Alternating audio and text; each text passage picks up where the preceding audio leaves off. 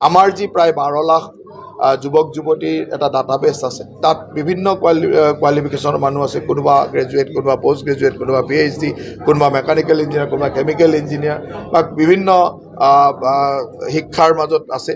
তেওঁলোকৰ কোৱালিফিকেশ্যন ওলোৱা যায়, য'তেই এই কোৱালিফিকেশ্যনৰ যি চাকৰিয়ে ওলায় সেই চাকৰি সম্পৰ্কে তথ্য তেওঁৰ মোবাইলত মেছেজ যোগে আহি যাব।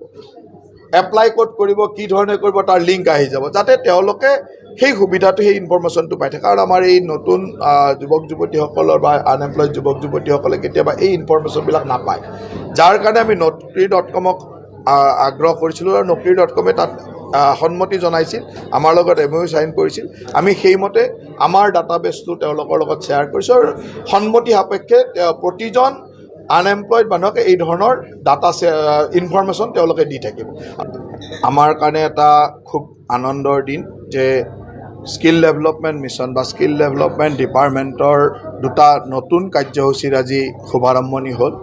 আমি ইতিমধ্যে ভাৰতবৰ্ষৰ প্ৰখ্যাত যিটো naukri.com, এই naukri.com-ৰ লগত এখন MOU স্বাক্ষৰ কৰিছিলোঁ।